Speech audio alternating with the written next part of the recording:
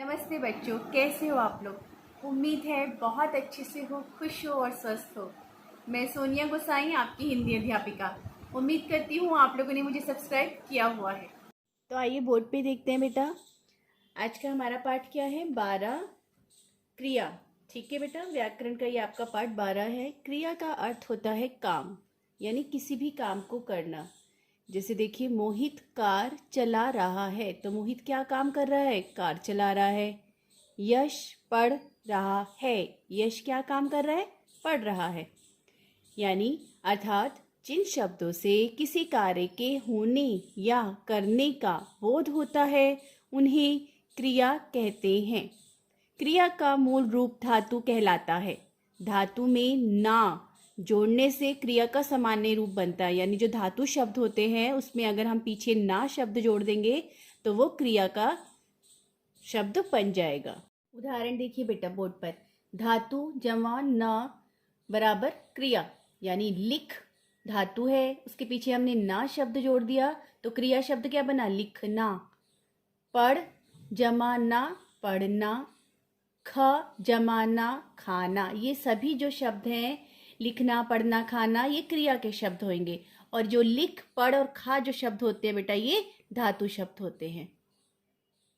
क्रिया के दो भेद होते हैं बेटा, कर्म के आधार पर और रचना के आधार पर। यहाँ पे कर्म के आधार पर देखिए, पहले अकर्मक क्रिया होती है और एक सकर्मक क्रिया होती है। यानी अकर्मक क्रिया वो क्रिया होती है जिस क्रिया के व्यापार का फल कर्ता पर ही रहता है और जिनके साथ हमें कर्म की आवश्यकता नहीं होती, उन्हें हम अकर्मक क्रिया कहते हैं। जैसे कि फूल खिलता है, अब फूल के लिए हमें किसी भी कर्म की आवश्यकता नहीं है, फूल खिल रहा है तो ये इसका जो फल है किस पे पड़ रहा है? फूल पर ही पड़ रहा है ना, तो अकर्मक क्रिया का उदाहरण है ये। बच्चा हंस रहा है, यानी कर्ता पे प्रभाव पड़ रहा है। कौन हंस रहा है? बच्चा हंस रहा है, बच्चा क्रिया कर रहा है, तो ये अकर्मक क्रिया है। अगला है सकर्मक क्रिया। सकर्मक क्रिया क्या होती है बेटा? जिन क्रियाओं के साथ कर्म लगा हो और क्रिया का फल कर्ता को छोड़कर कर्म पर पड़ता हो तो वो सकर्मक क्रिया कहलाती है। जैसे कि धोबी कपड़े धो रहा है, तो धोबी क्या धो रहा है? कपड़े धो रहा है। गीता कलम से लिखती है, गीता किससे लिखती है? कलम से। अर्थात क्रिया के साथ अगर आपको क्या, किसे, किसको लगाने पर कोई उत्तर मिलता है तो वो सकर्मक क्रिया होती है। धोबी क्या धो रहा है? कपड़े धो रहा है, तो ये सकर्मक क्रिया का उदाहरण है। गीता किससे लिखती है? कलम से लिखती है, तो ये सकर्मक क्रिया का उदाहरण है। अब देखते हैं बेटा सकर्मक क्रिया। सकर्मक क्रिया के दो भेद होते हैं, ठीक है। पहला है इसमें एक कर्मक क्रिया। एक कर्मक क्रिया में जहाँ पर क्रियाओं का केवल एक कर्म होता है उन्हें एक कर्मक क्रिया कहते हैं। यानी ये सकर्मक का ही भाग होता है लेकिन इसमें सिर्फ एक कर्म होता है। जैसे दीपक कविता लिखता है, दीपक क्या लिखता है? कविता, तो ये एक कर्मक क्रिया है। दूसरा है द्विकर्मक क्रिया। जिन क्रियाओं में दो कर्म होते हैं वे द्विकर्मक क्रियाएं होती हैं। दो कर्म माने किसने, किसको, इस तरह के दो कर्मों का हमें उत्तर मिलता है। जैसे कि वसुधा ने सरोज को पैसे दिए। किसने दिए? वसुधा ने। किसको दिए? सरोज को दिए। तो यहाँ पे दो कर्म का हमें उत्तर मिल रहा है, तो ये द्विकर्मक क्रिया है। अगला है बेटा रचना के आधार पर क्रिया के भेद। अब तक हमने क्या पढ़े थे? कर्म के आधार पर क्रिया के भेद।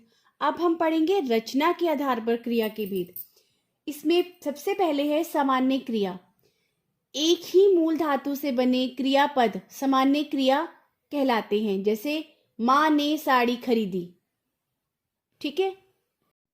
अर्थात सामान्य रूप से जहाँ पे क्रिया की जाती है उसे हम सामान्य क्रिया कहते हैं। जैसे बच्चे ने खाना खाया, ये भी सामान्य क्रिया का ही उदाहरण है, ठीक है बेटा। अगला है संयुक्त क्रिया। दो या दो से अधिक धातुओं के योग से बनी क्रिया संयुक्त क्रिया कहलाती है। जहां पर दो धातुओं के योग से क्रिया होती है ना बेटा, वहां संयुक्त क्रिया होती है। जैसे मैं पढ़ने बैठा, अब पढ़ना भी क्रिया होती है और बैठना भी क्रिया होती है। तो यहाँ पे दो धातुओं का यूज हुआ है, ठीक है। तो यहाँ पर संयुक्त क्रिया होगी। अगला है इसमें नाम धातु क्रिया।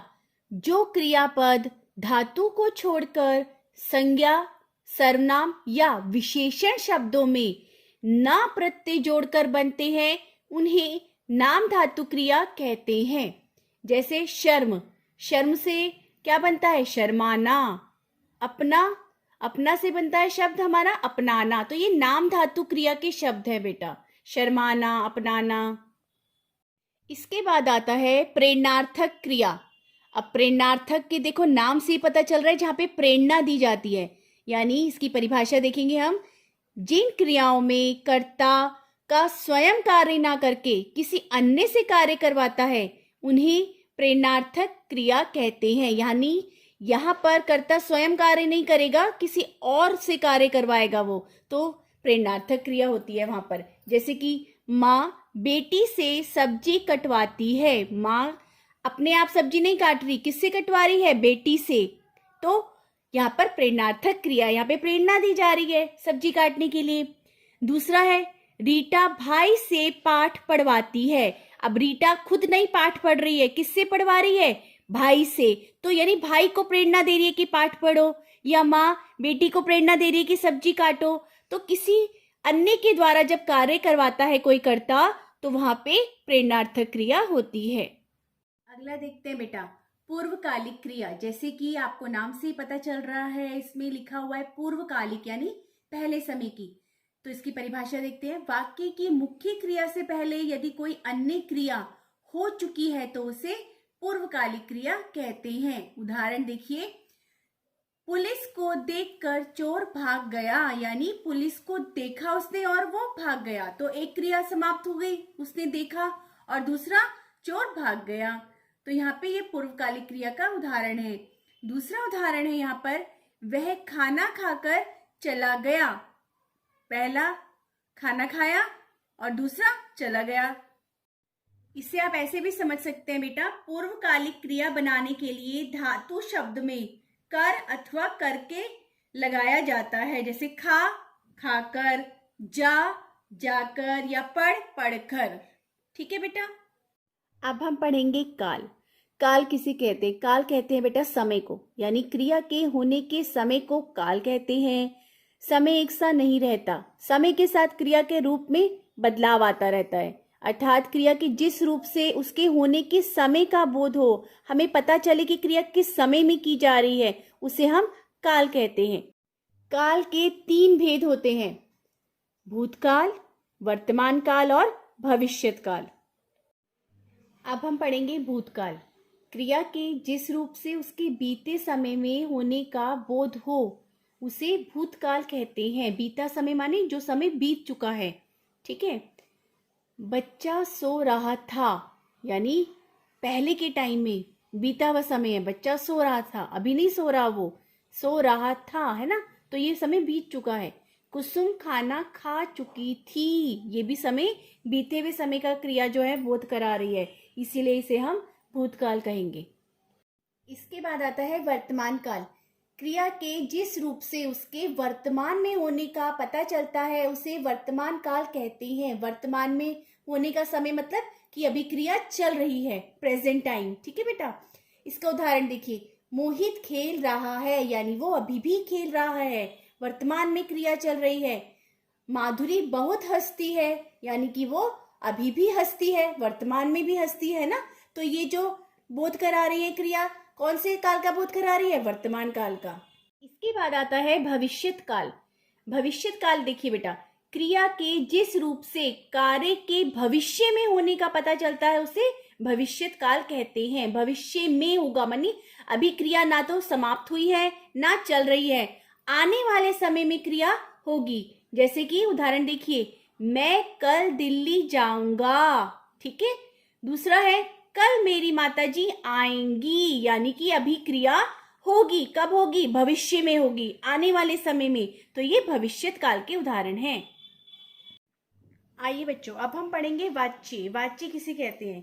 क्रिया के जिस रूप से यह पता चले कि क्रिया में कर्ता प्रधान है, कर्म प्रधान है या भाव प्रधान है वह वाच्य कहलाता है। वाच्य के 3 भेद होते हैं। पहला कृतृत्ववाच्य, दूसरा कर्मवाच्य और तीसरा भाववाच्य। सबसे पहले हम कृतृत्ववाच्य पढ़ेंगे बेटा। जिस वाक्य में क्रिया कर्ता के अनुसार होती है वे कृतृत्ववाच्य होते हैं। जैसे कि बालक जा रहा है, पिताजी घर आ गए हैं। यहाँ पे कर्ता कौन है? बालक। और दूसरे में कर्ता कौन है? पिताजी। और क्रिया उन्हीं के अनुसार लग रही है ना। बालक जा रहा है और पिताजी घर आ गए हैं। इसके बाद आता है कर्मवाच्य। जिस वाक्य की क्रिया कर्म के अनुसार होती है उसे हम कर्मवाच्य कहते हैं। इसके उदाहरण देखिए। सुमन से आम खाया जाता है। क्या खाया जा रहा है? आम खाया जा रहा है। लता के द्वारा कपड़े धोए गए। क्या धोए गए? कपड़े धोए गए। तो बेटा कर्मवाच्य की जो क्रिया होती है ना हमेशा सकर्मक होती है, ये बात भी आप ध्यान रखना। और इसमें जो क्रिया जो होती है कर्म के लिंग और वचन के अनुसार होती है। ठीक है, कर्मवाच्य में कर्ता के लिंग वचन पे कोई प्रभाव नहीं पड़ता है और इसकी क्रिया हमेशा सकर्मक होती है। इसके बाद आता है भाववाच्य। जो क्रिया वाक्य की कर्ता या कर्म के अनुसार ना होकर भाव के अनुसार होती है उसे भाववाच्य कहते हैं। इसमें भाव की प्रधानता होती है बेटा। इसके उदाहरण देखिए आप। उषा से सोया नहीं जाता, मधु से चला नहीं जाता। तो आइए अब एक अभ्यास कार्य देखते हैं बेटा। इसमें प्रश्न दिया गया है, निम्नलिखित वाक्यों में अकर्मक और सकर्मक पहचानिए। यानी जो नीचे वाक्य दिए गए हैं आपको बताना है उसमें कि क्रिया सकर्मक है कि अकर्मक है। पहला है इसमें गुनगुन रो रही है। तो ये कौन सा वाक्य है? अकर्मक, क्योंकि इसके लिए हमें किसी भी साधन की आवश्यकता नहीं है ना। इसका सीधा प्रभाव जो है कर्ता पे पड़ रहा है। गुनगुन रो रही है तो ये अकर्मक ही होगा। अगला है शिवानी आम खाएगी। शिवानी क्या खाएगी? आम खाएगी। तो ये सकर्मक है। मैंने आपको बताया था जो सकर्मक क्रिया होती है उसमें हमें क्या का या किससे का उत्तर मिलता है। अगला है वसुधा कार चला रही है। तो वसुधा क्या चला रही है? कार। तो ये कौन सा वाक्य है? सकर्मक। इसके बाद है बच्चे सो रहे हैं। बच्चे क्या कर रहे हैं? बच्चे सो रहे हैं। लेकिन इसका प्रभाव किस पे पड़ रहा है? कर्ता पे। यहाँ पे बच्चे सो रहे हैं तो ये अकर्मक होगा बेटा। इसके बाद है फिल्म देखकर बच्चे हंसते हैं। तो यहाँ पे हमें अगर हम प्रश्न पूछेंगे क्या देखकर बच्चे हंसते हैं तो हमें उत्तर मिलेगा फिल्म देखकर बच्चे हंसते हैं। तो यहाँ पे जो क्रिया होगी वो सकर्मक क्रिया होगी। ठीक है बेटा। तो इस पाठ में हमने क्या क्या सीखा? क्रिया, काल और वाच्य। अगर इससे संबंधित आपको कोई दिक्कत परेशानी होगी तो आप मुझसे वेबएक्स क्लास में पूछ सकते हैं या फिर कमेंट बॉक्स में भी पूछ सकते हैं। नमस्ते।